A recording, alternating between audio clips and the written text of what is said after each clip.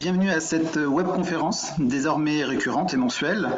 Donc, je vous remercie d'être présente et présent avec nous aujourd'hui. Vous allez me dire, nous sommes tous à la maison et j'ai le plaisir, j'avais bien entendu vous dire bienvenue chez moi, ce qui est presque le cas. Et donc, en tout cas, merci à vous d'être présents pour cette webconférence. Donc, force est de constater que nous sommes dans une situation particulière. Nous profitons de ce moment pour partager avec vous un certain nombre d'éléments. Donc,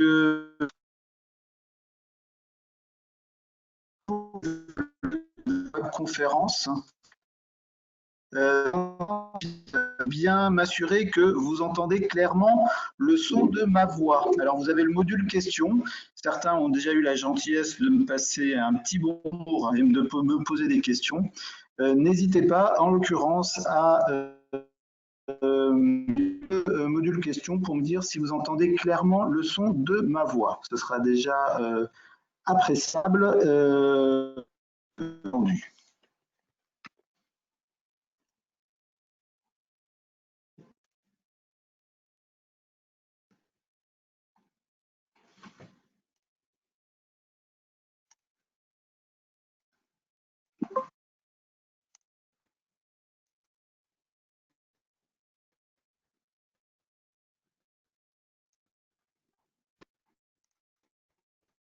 Donc, j'espère que vous entendez clairement le son de ma voix, que les réglages sont bons, que pour le coup, nous allons poursuivre. Donc, je vous rappelle que nous organisons cette série de webconférences pendant tout le premier semestre.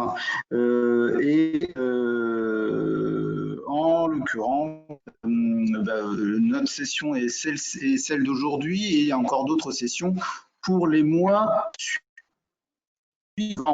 Alors, pour aujourd'hui, ce que je vous propose dans le timing de respecter notre heure, un petit point d'actualité, un point bien entendu sur l'impact lié au coronavirus, enfin au Covid-19, et notamment les impacts par rapport à l'audit Calliope et ce qu'il en est exactement. Un point et un rappel sur la levée des non-conformités, les points de vigilance et puis un point sur le focus du critère numéro 3.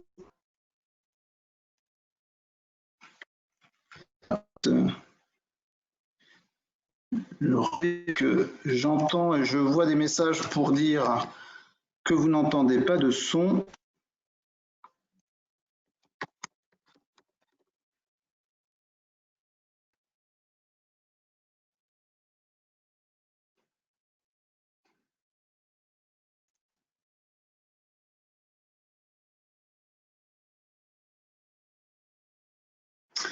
Alors, est-ce que là, vous entendez bien mieux ma voix? Est-ce que là, le son est meilleur? Et je voudrais bien que vous puissiez m'indiquer si cela correspond, ou du moins, si vous entendez mieux ma voix, en l'occurrence.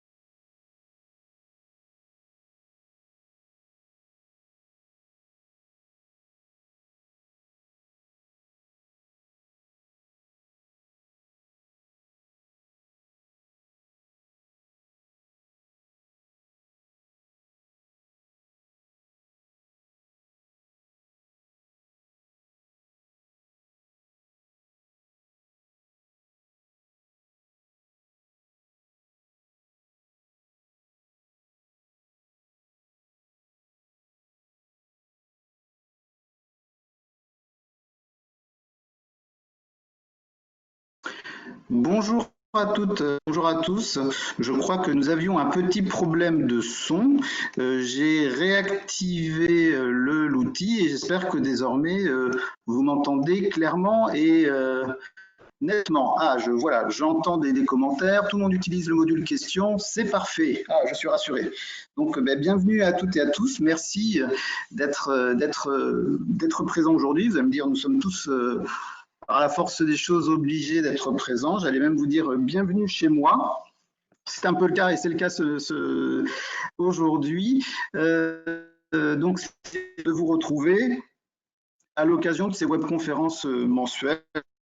C'est l'occasion pendant cette heure de pouvoir aborder les points clés du référentiel national qualité et de l'audit. Alors, par rapport à cette heure, il faut qu'on puisse respecter le créneau jusqu'à 14 heures. Voici les points que je souhaitais aborder avec vous, des points d'actualité, l'impact du corona, enfin du Covid-19, quelques rappels sur les levées de non-conformité, les points de vigilance habituels, et un point sur le focus et les critères 3, notamment pour repartager avec vous un certain nombre de non-conformités, de points qui ont été vus en audit par rapport à ce critère.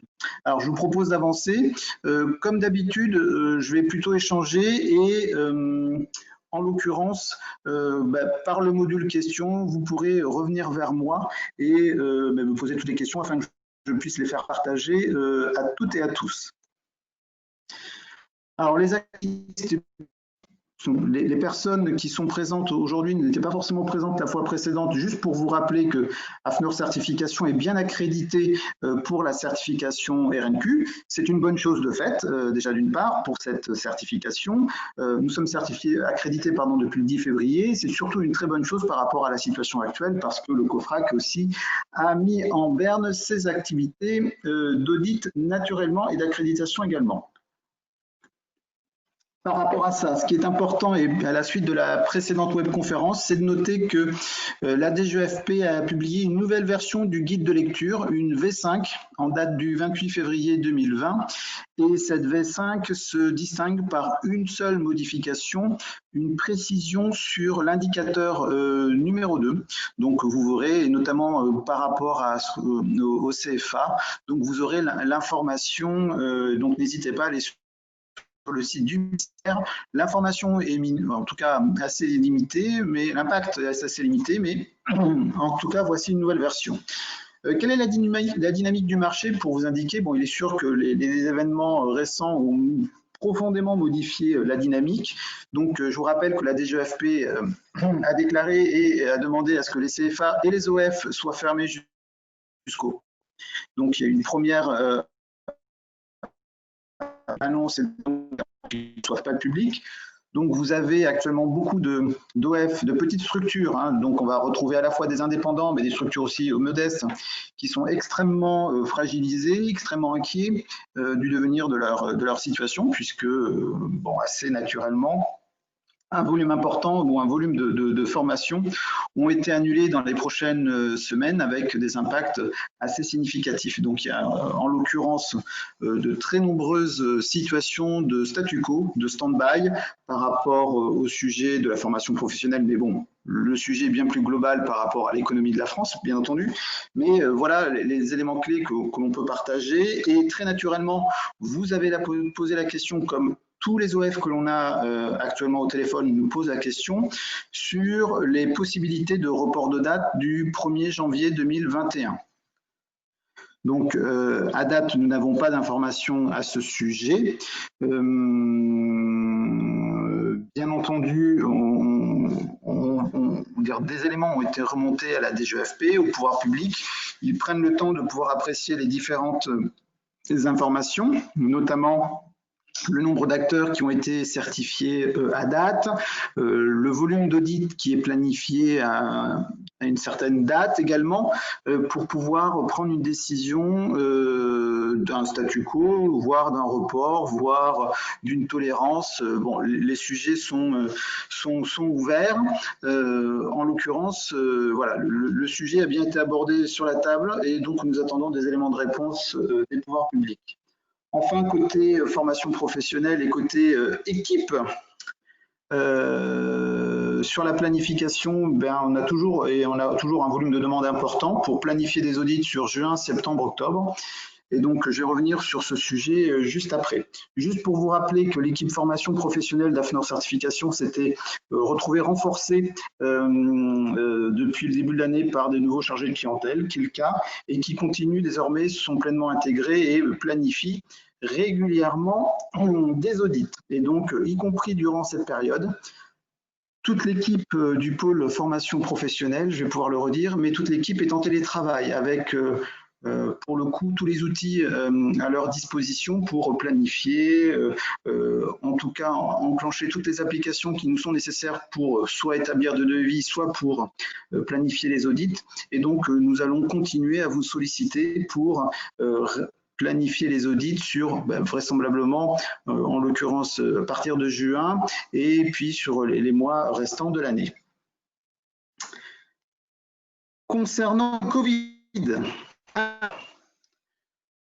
pour les auditeurs concernés et également les clients concernés, nous avons adressé un message en début de semaine pour indiquer que nous replanifions l'ensemble des audits qui étaient programmés de mi-mars jusqu'à ceux qui étaient programmés jusqu'à fin avril sur une date ultérieure, et cette date ultérieure se projette plutôt sur la seconde quinzaine du mois de mai et bien entendu au-delà.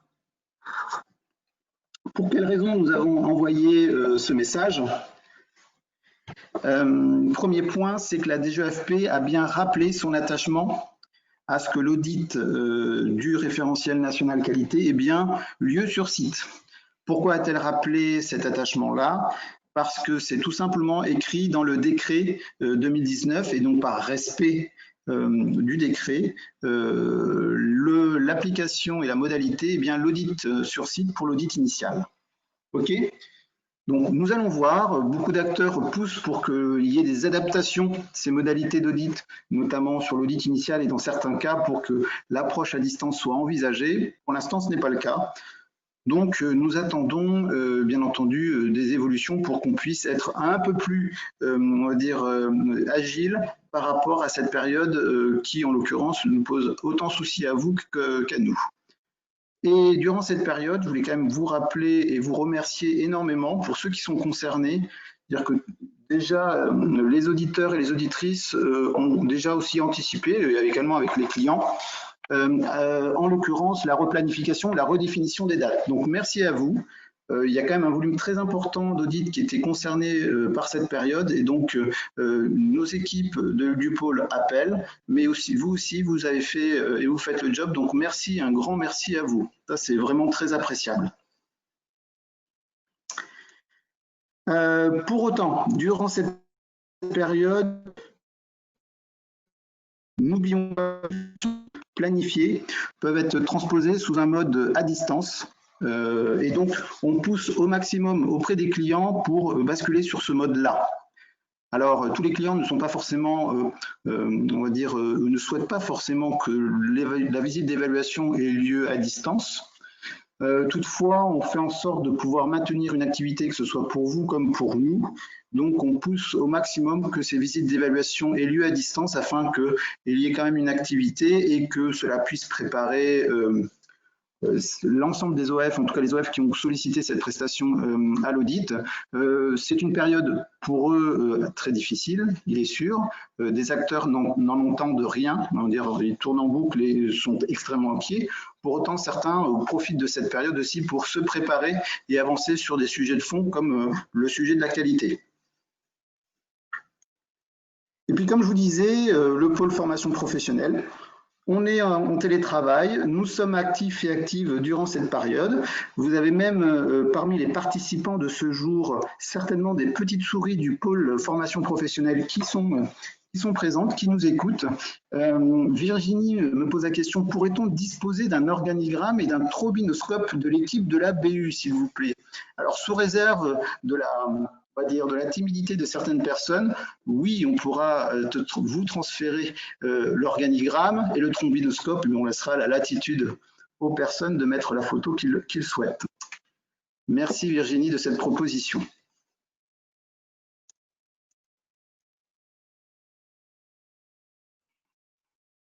Alors, pour vous rappeler un point clé sur la levée des non-conformités, on avait déjà abordé ça lors de la précédente webconférence, mais c'est l'occasion de pouvoir réaborder ce point.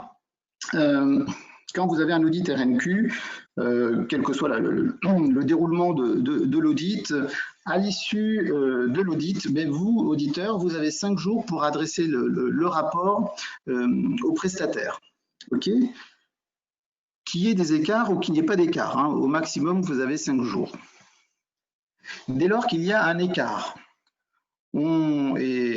l'objectif global, entendez bien d'AFNOR Certification, c'est de mettre le processus de décision sous tension. Donc on communique auprès des clients et de manière générale sur le fait qu'il y a un délai de 5 jours pour que le client et le prestataire vous adressent le rapport complété avec les réponses aux écarts.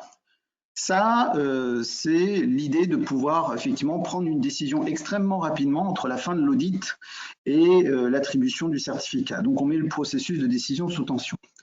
Toutefois, n'oubliez pas que dans le cadre de cette certification, les OF ont un délai de 3 mois pour, au maximum, rectifier la situation. Donc ce délai de 5 jours n'est qu'une recommandation.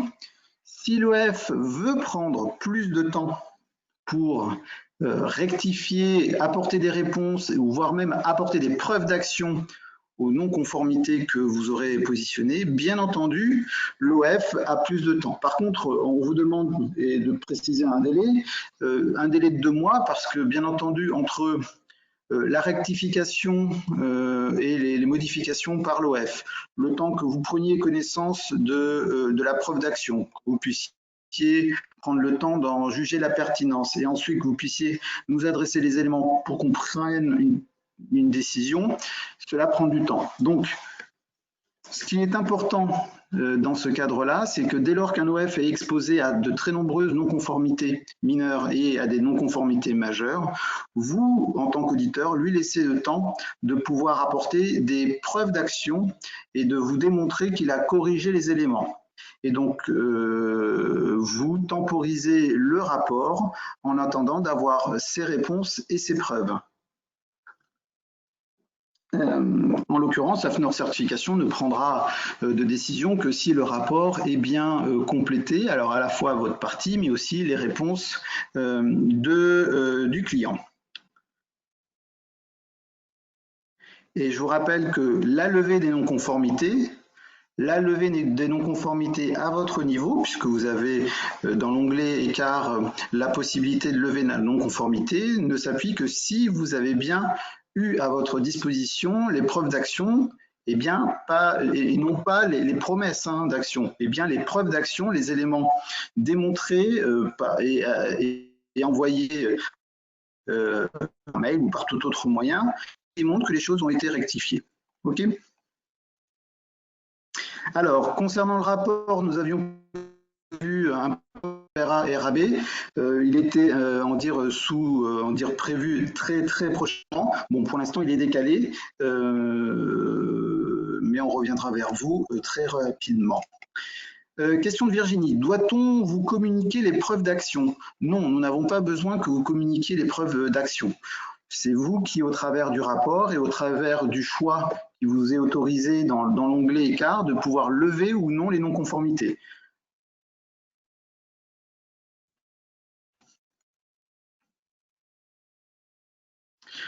Je vous rappelle, ça fait longtemps que je le dis, mais je permets d'insister systématiquement, c'est une prestation d'évaluation des conformités des pratiques des prestataires à leur obligation réglementaire, et l'obligation réglementaire, c'est bien le décret 565, donc pas de constat de type point fort, piste de progrès ou point sensible, et bien entendu, vous ne donnez pas suite aux demandes de conseil des OF et vous invitez vos interlocuteurs à exploiter le guide ou aller vers d'autres acteurs tiers qui souhaiteraient avoir des réponses. C'est un point très important et je reviendrai systématiquement dessus. Je propose de passer sur la seconde partie de ce webinaire, plutôt dédié au critère 3, qui est un critère lié à la mise en œuvre de la prestation de l'action de formation, quelle qu'elle soit, que ce soit de la formation certifiante, non certifiante, du bilan de compétences, de la VAE, ou éventuellement de l'apprentissage, mais qui pour le moment ne sont que très peu engagés dans la démarche de certification. Alors, avant de s'engager dans cette voie, question de Romain. Sauf erreur, pour les non-conformités, seul l'intitulé de l'action suffit avec la date de planification inférieure à 6 mois. La mise en œuvre est vérifiée lors du suivi. Alors, tout à fait, Romain, tu as tout à fait raison de relever ce point-là. Pour les non-conformités mineures, le plan d'action, bien entendu, ainsi que la projection en termes de calendrier suffit. Je voudrais juste vous alerter, en l'occurrence, sur le fait qu'on peut se retrouver exposé, et c'est le cas, où des OF ne sont pas forcément très bien préparés, ou du moins n'ont pas forcément les bons éléments de réponse, et nous avons des rapports qui représentent des cascades et des montagnes de non-conformité, y compris de non-conformité mineures. Et donc, dans le cas des non-conformités mineures, je vous rappelle, hein, au-dessus de 5, ça bloque la certification. Donc, ils ont aussi tout intérêt, dans le cadre des non-conformités mineures, à pouvoir en traiter un maximum pour avoir un dossier de certification le plus net, le plus favorable possible. Alors, question de Carole. Comment accéder au webinaire sur le critère 1 qui s'est tenu en janvier? Alors, Carole, et pour répondre à tous, je ne désespère pas de pouvoir mettre le premier webinaire à disposition en vidéo, comme le deuxième aussi en vidéo, pour que vous puissiez en prendre connaissance. Alors, plusieurs indicateurs, c'est d'ailleurs le critère qui rassemble le plus d'indicateurs, c'est le cœur de métier du prestataire, et surtout on est sur la réalisation. Donc les pouvoirs publics ont quand même mis un nombre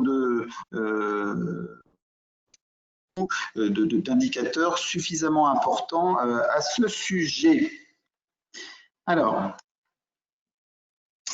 le premier, l'indicateur, le prestataire informe les publics bénéficiaires sur les conditions de déroulement de la prestation. Donc vous avez bien compris, ça concerne les modalités d'accueil, les conditions de déroulement, comment les bénéficiaires sont informés du lieu, de la date, de comment va se dérouler, des moyens nécessaires, des équipements qu'il faut éventuellement apporter.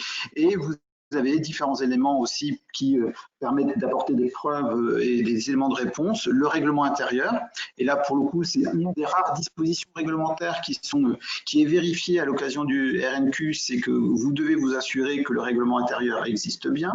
Toutefois, ensuite vous allez retrouver soit au travers du livret d'accueil ou des conditions générales d'utilisation ou de vente, un certain nombre d'informations ou tout autre mail qui serait de nature à communiquer sur ces informations et sur les modalités d'accueil. C'est un indicateur qui permet à la fois de mettre des non-conformités mineures ou des non-conformités suivant la situation. Et donc, je voulais passer directement des exemples de non-conformités qui ont été positionnés par des auditeurs et donc voir avec vous si vous partagez le même point de vue. Donc, voici un premier constat qui est le suivant. Il manque les informations sur les référents pédagogiques, administratifs, handicap pour les bénéficiaires et sur les aspects périphériques à la formation, hébergement, restauration. Pour vous, ce constat en tant que tel, comment vous le qualifieriez? Est-ce que vous le qualifieriez en point de conformité ou en point de non-conformité? Et si vous le qualifiez en non-conformité, est-ce qu'il est plutôt de la non-conformité mineure ou de la non-conformité majeure? Donc, je veux bien avoir vos commentaires via le module questions. Positionnez-vous et dites-moi où vous placeriez le curseur.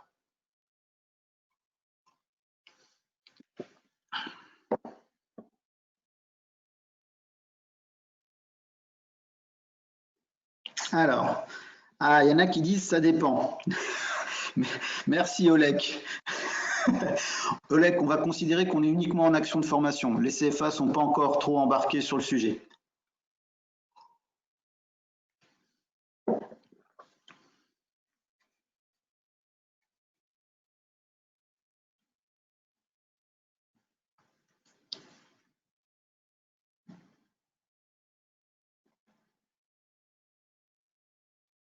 Alors, pour l'instant, il y a plutôt un consensus qui se dégage sur de la non-conformité mineure et quelques-uns qui posent sur la non-conformité majeure.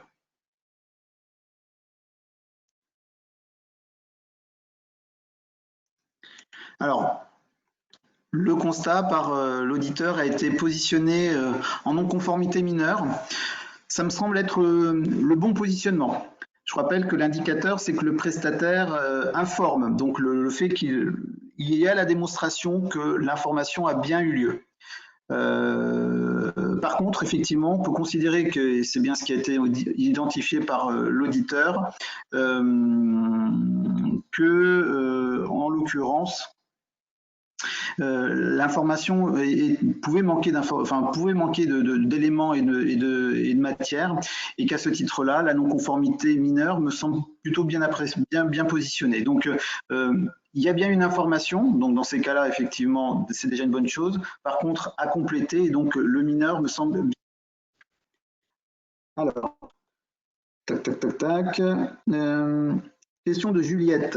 Par ailleurs, devons-nous vérifier le contenu réglementaire du RI, du règlement intérieur? Alors, ce qui nous est demandé à notre situation, c'est à notre exercice, c'est est-ce que le RI existe? Donc ça, c'est déjà un point important.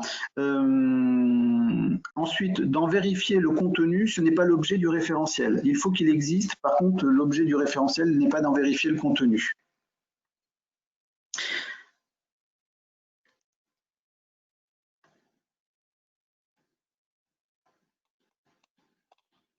Ok, je regarde les autres questions en attendant. Parfait. Donc ceci est bon. Je propose donc, comme je disais sur ce point-là, une information certes, par contre partielle, donc non-conformité mineure. Deuxième proposition. Absence du nom du référent pédagogique dans les documents adressés aux stagiaires.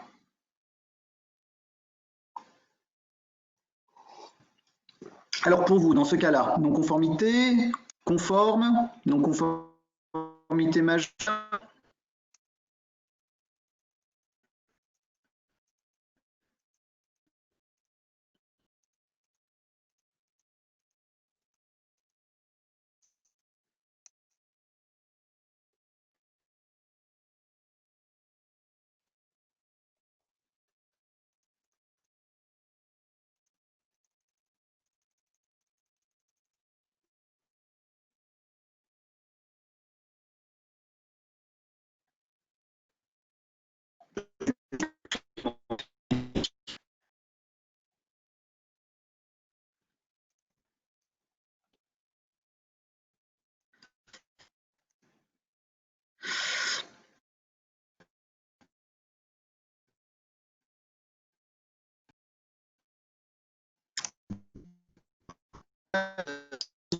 Conformité mineure. Donc, c'est bon.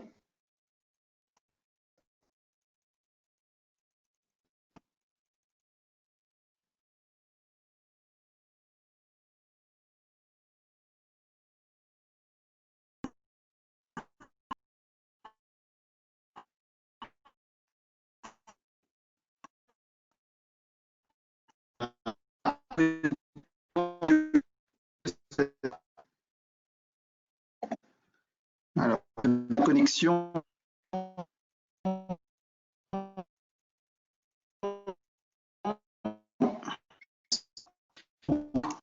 Ah.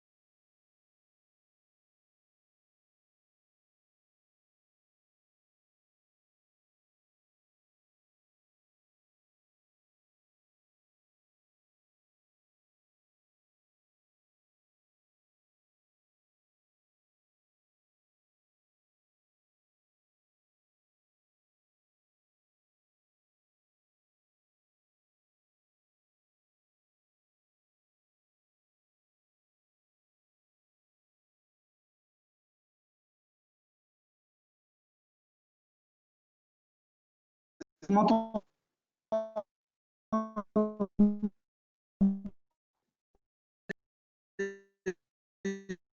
mieux?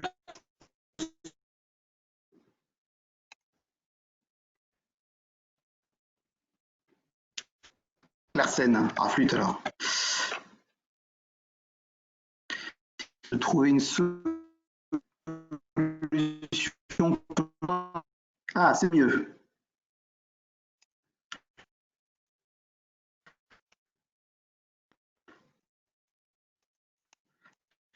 Bon, là, logiquement, ça doit mieux fonctionner.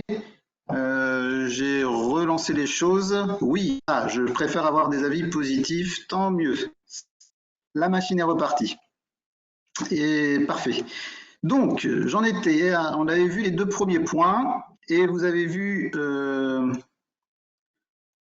point suivant dans les différentes manipulations.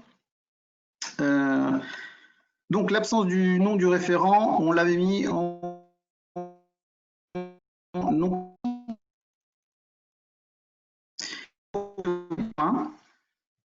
qui est le suivant. La liste des éléments diffusés n'est pas formalisée. Seul le règlement intérieur fait l'objet d'un accusé-réception. Alors, pour vous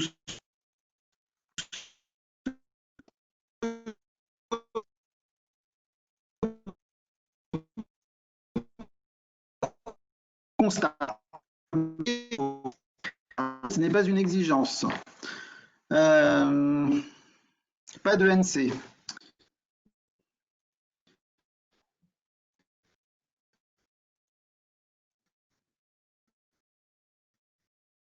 Okay.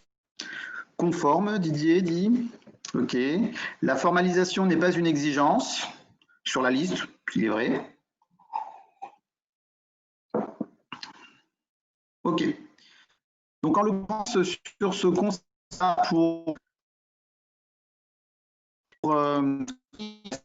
il a été notifié par l'auditeur une non-conformité mineure. Bon, on est d'accord que dans la réalité et par rapport au référentiel, ce n'est pas une non-conformité mineure. Hein, comme certains l'ont dit au travers de leurs commentaires, il n'y a pas la nécessité, il n'y a pas d'obligation de formaliser la liste des éléments, comme il n'y a pas d'obligation d'avoir un accusé de réception du règlement intérieur, qui peut d'ailleurs être mise à disposition en affichage au sein de l'OF. Donc pour le coup, dans le cas là, c'est juste une observation et ça n'a pas lieu d'être une non-conformité. On poursuit. Le 10. Le prestataire met en prestation l'accompagnement et le suivi au public bénéficiaire. Alors, question de Hélène. Le RI ne doit-il pas être diffusé avant la formation? Oui, Hélène, mais dans la mesure où il est disponible dans l'établissement, considérez qu'il est disponible avant la formation.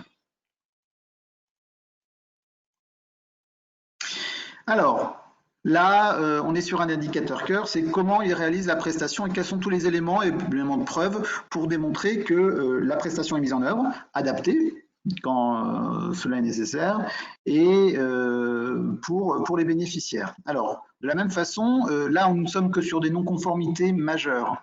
Il n'y a pas de tergiversation, on ne peut pas tergiverser, c'est forcément s'il y a un défaut sur la non-conformité majeure. Je voulais juste partager sur des constats qui ont été notifiés. En voilà un. Absence de preuves disponibles concernant le planning prévisionnel et le suivi de réalisation à 6 mois pour les bilans de compétences. Alors, il a été identifié en non-conformité majeure, étant considéré qu'il n'y a pas d'éléments associés. Par contre, la question qui peut se poser par rapport à ce constat, l'indicateur porte sur la prestation. Est-ce que ce constat n'est pas plutôt un constat système plutôt qu'un constat RNQ?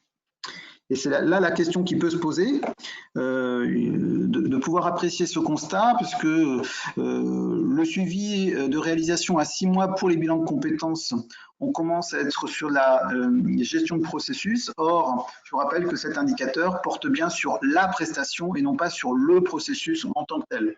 Donc, il faut être vigilant sur la nature des non-conformités qui peuvent être positionnées, et notamment sur la formulation. Je ne doute pas qu'il peut y avoir une non-conformité derrière celle-ci, derrière ce point que vous avez à l'écran. Toutefois, il faut pouvoir se préserver des approches système que nous avons et ne pas oublier que le RNQ est avant tout sur, en l'occurrence, une approche beaucoup plus d'assurance qualité et liée à la prestation en tant que telle, qui aura été échantillonnée.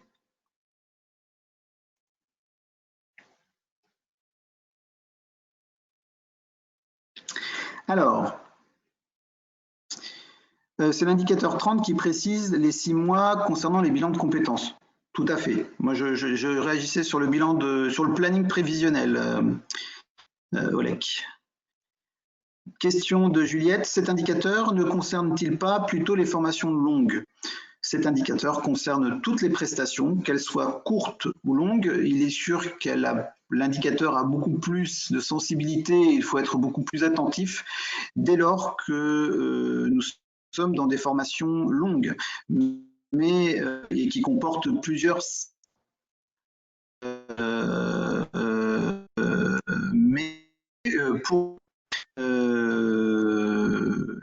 pour le coup, ça s'applique bien aux formations courtes. Les formations courtes, en l'occurrence, sont concernées et doivent présenter également des scénarios pédagogiques, des éléments qui permettent de démontrer que cela est bien structuré et suivi et mis en œuvre. Alors, donc, pour revenir sur le point, je voudrais juste qu'on puisse, au travers des formulations, et s'assurer d'éviter qu'on ait quelquefois et qu'on soit quelquefois dans une approche système. Voilà, c'était juste le point de vue. Le prestataire évalue l'atteinte par les publics bénéficiaires des objectifs de la prestation. Je vous rappelle, désormais, on demande à la fin d'une prestation que le prestataire évalue l'atteinte des objectifs, donc l'atteinte des compétences par les bénéficiaires de la prestation. Par rapport à cela, je vais revenir pour avancer qui ont pu être formulés de votre part. Premier constat, donc là vous avez bien compris sur l'indicateur 11, dès lors qu'il y a défaut, il y a non-conformité et non-conformité majeure. Voici quelques éléments qui ont été partagés. Absence d'outils d'évaluation de la formation-évacuation, forcément.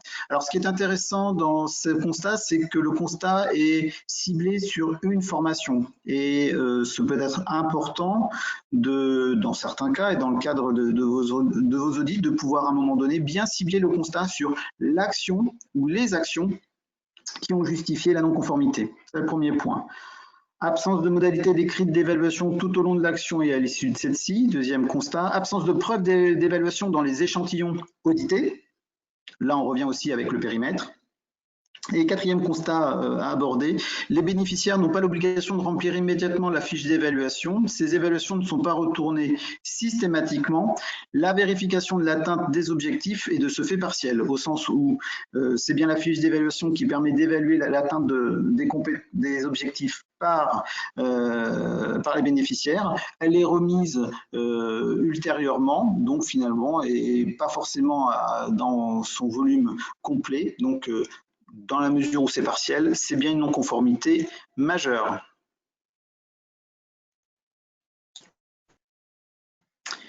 Le 12 qui peut faire couler beaucoup d'encre. Alors, le quatrième, non, Olek, ce n'est pas une appréciation. Confirmer que l'évaluation n'est que partielle et ne concerne qu'une proportion des bénéficiaires et non pas la totalité, 100%.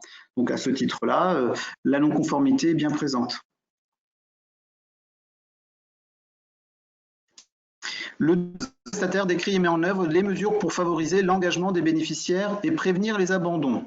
Alors c'est vrai que nous avons en face de nous beaucoup de structures qui sont des structures et qui proposent une offre de formation non certifiante, donc plutôt sur des formations courtes et qui s'interrogent énormément sur la portée et l'étendue, la profondeur de cette exigence au regard de formations qui durent 1, 2 ou 3 journées.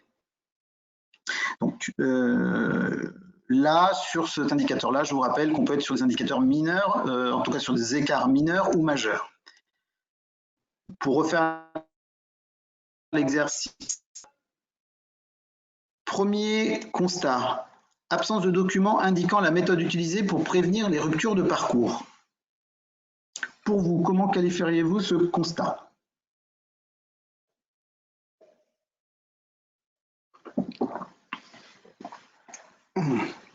NC majeur, je vois. Conforme, oula, majeur, mineur.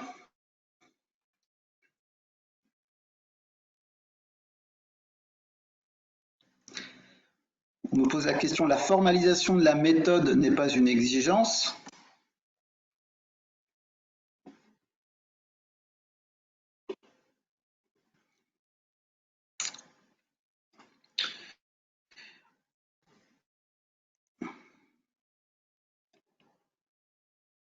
Ok, donc bon,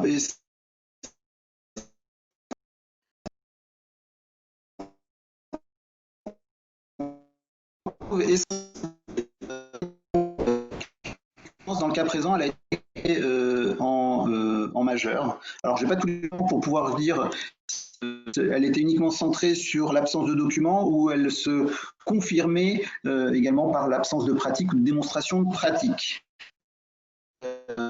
Par contre, le point clé, c'est qu'il y a quand même la phrase dans l'indicateur, le prestataire décrit.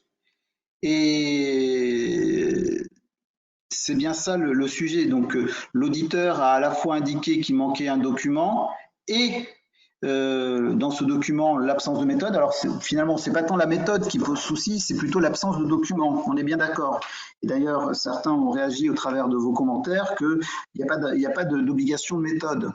On est tout à fait d'accord. Par contre, c'est la description. La description, il faut bien avoir des éléments qui démontrent que quelque chose existe et que ces choses soient.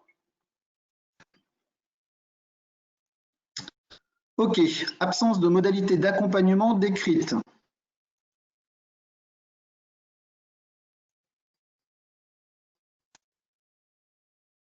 Pour vous, alors, dans un déroulé pédagogique, oui, Oleg, tout à fait. Rien dit que si c'est soit dans un document à part, hein, le tout c'est que l'OF puisse présenter l'information.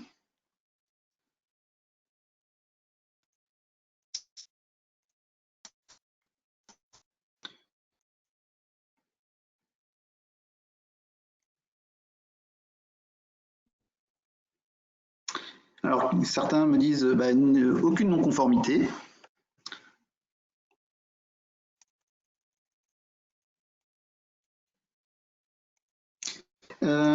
Commentaire, trop vague dans la description, donc j'ai du mal à me positionner. Oui, et à la fois, je pense que ce que l'auditeur a voulu bien noter, c'est que la description des mesures n'était pas écrite, et ça, en ce sens, ok, c'est une non-conformité, on est d'accord. Le fait que les mesures ne soient pas décrites, c'est une non-conformité. C'est vrai que d'utiliser un terme un peu différent en modalité d'accompagnement et de ne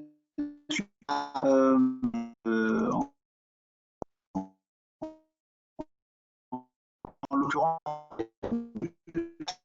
de description, ok d'accord, on est sur de l'ANC, ça, il n'y a pas de souci, et de l'ANC majeur. Par contre, le terme accompagnement mérite d'être précisé. Donc, soit l'ANC reprend sans aucune, on va dire, alternative l'intitulé de l'indicateur. Par contre, la rédaction, effectivement, est plutôt la rédaction.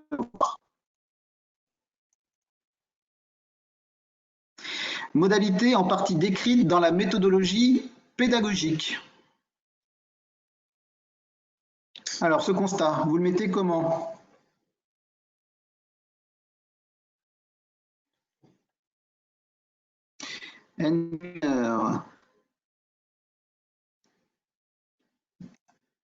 c'est une bonne pratique.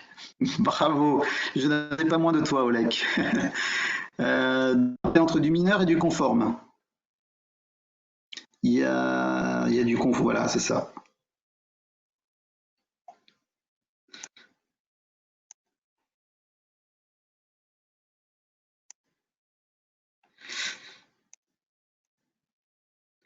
Donc, le constat a été qualifié en non-conformité mineure. En l'occurrence, sur le constat, j'entends bien la bonne pratique, et comme certains d'autres collègues ont pu le préciser, les modalités pédagogiques et la méthodologie pédagogique permet d'embarquer, y compris ces éléments liés à l'engagement des bénéficiaires et la prévention des abandons. C'est une bonne chose. Par contre, effectivement, comme elles sont en partie, et je pense que l'auditeur a fondé le classement de son écart sur la dimension en partie, et notamment, c'est la raison pour laquelle la non-conformité mineure a été positionnée. Et vous êtes nombreux à revenir sur ce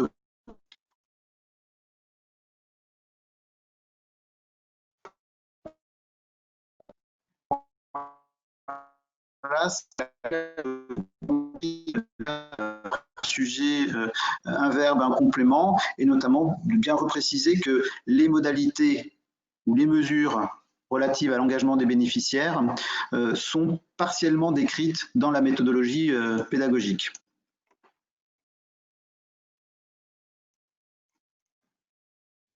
Voilà, décidément. Dernière, vous avez à l'écran, des actions pour prévenir les risques de rupture sont réalisées, suivi des absences, réunions, contacts téléphoniques, mais elles ne sont pas formalisées, au sens où elles ne sont pas décrites. Les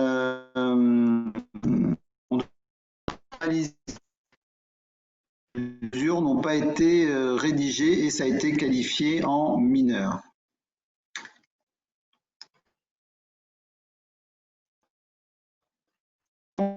Pour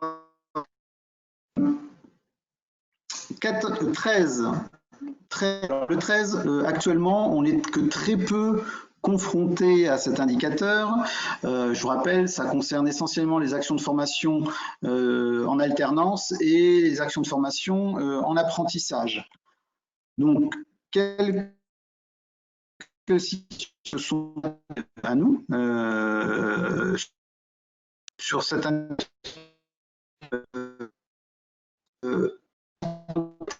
on va dire positionné.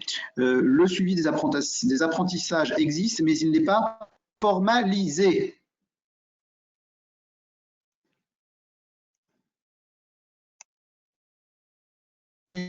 Ça là, suivi des apprentissages existe, mais n'est pas formalisé.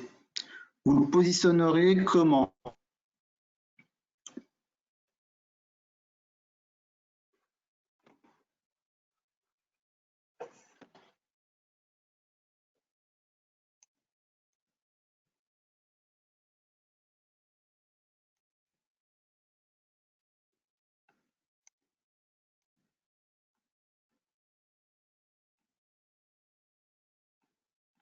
Alors, c'est marrant parce que les premiers qui ont dégainé de la non-conformité majeure, les seconds qui répondent sont plutôt sur des mineurs. C'est assez équilibré. Bon, on est tous d'accord pour dire que c'est une non-conformité. Elle a été positionnée initialement par l'auditeur comme une non-conformité mineure. En toute transparence, de mon propre avis, je la positionnerai plutôt en majeur. Alors, il convient toujours de pondérer le propos par rapport à la situation sur place et de bien comprendre ce que l'auditeur a pu notifier et a pu voir. Toutefois, on est sur un indicateur clé pour les activités d'alternance et d'apprentissage. Et s'il n'y a pas de carnet de liaison entre l'apprenti, l'entreprise et l'organisme qui a ça,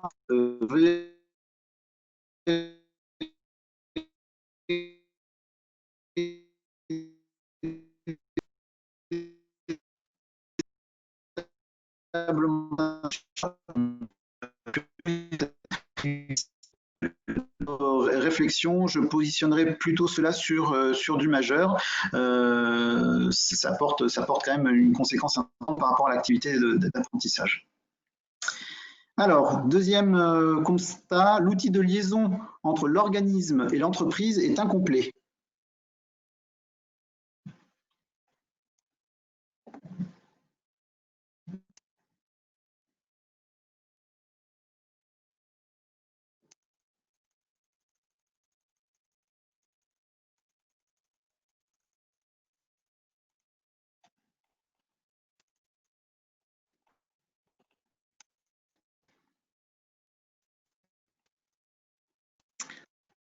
Oui, vous êtes tous à dire, et en majorité à dire que c'est de la non-conformité mineure. On est d'accord, hein, et je vous ai d'ailleurs en partie masqué une autre partie du constat qui considérait que là, en l'occurrence, le côté incomplet, c'était dans les dossiers des apprentis et pour lequel, effectivement, certains dossiers n'avaient pas été correctement complétés. Donc, additionner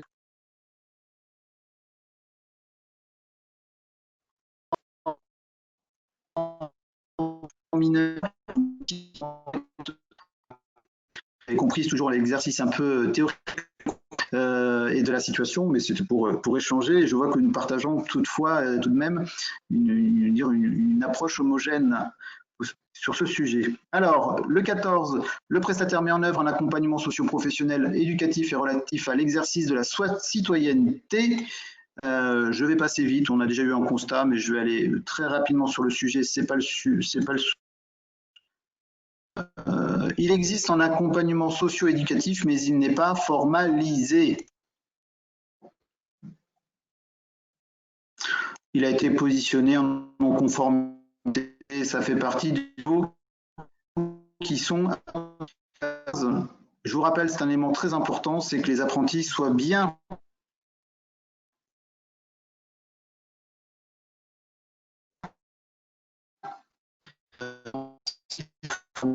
règles de santé sécurité. Sur ce point, je termine sur le dernier qui est extrêmement important, qui concerne alors certains. Alors est-ce que là vous m'entendez mieux? Est-ce que le son est bien meilleur? Je l'espère. Bon, des fois il suffit de couper le micro. Important parce qu'il concerne à la fois ceux qui font de la formation certifiante, qui proposent de la VAE et qui font également de l'apprentissage et de l'alternance. Il faut pouvoir présenter les bénéficiaires dans les meilleures conditions hein, par rapport aux examens qu'ils ont à passer, donc de pouvoir les informer du bon déroulement et comment va se dérouler l'examen. Alors le son est toujours haché.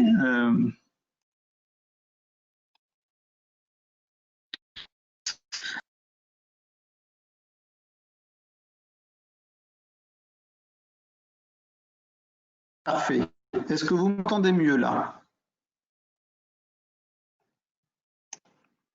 Est-ce que le son est bien meilleur? Logiquement, j'ai rebasculé du mode appel téléphonique vers le mode audio d'ordinateur. Bon, très bien. Je vais devoir, car il est déjà 13h57 et je vais devoir enchaîner sur une autre réunion Zoom. Donc, je vous ferai passer le support de cette session de webconférence. 1 heure, ça passe toujours que trop rapidement. Ainsi que des précédentes. L'objet le plus important à retenir pour les prochaines semaines. D'une part, l'équipe formation professionnelle est là, donc on est à distance, on est chez nous, en télétravail, alors on n'est pas forcément systématiquement disponible, mais on essaye de vous répondre au mieux et au plus vite. Nous allons vous solliciter pour planifier des audits, plus vraisemblablement effectivement sur juin et au-delà. Donc, je sais que désormais vous êtes, comme nous, à la maison et donc je vous remercie. Vous êtes bien plus disponible et donc on va pouvoir avancer sur la planification d'audit. et que, en l'occurrence, nous faisons tout le nécessaire auprès des structures comme la DGEFP et les pouvoirs publics pour infléchir certaines, on va dire, décisions et situations qui limitent notre exercice d'audit, puisqu'on a quand même des OF qui souhaiteraient pouvoir être audités à cette période. Et donc, de pouvoir favoriser un mode à distance, et pas uniquement pour la visite d'évaluation, et aussi pour l'audit. Dans ce cadre-là, merci à vous. N'hésitez pas à revenir vers nous pour toute question, y compris des questions techniques. On sera là pour y répondre. Et puis, je vous souhaite surtout bon courage pour les prochains jours. Surtout de faire attention, portez-vous bien, pas de comportement inadéquat. Et puis, je vous dis au plaisir et à très bientôt. Merci à vous. Au revoir.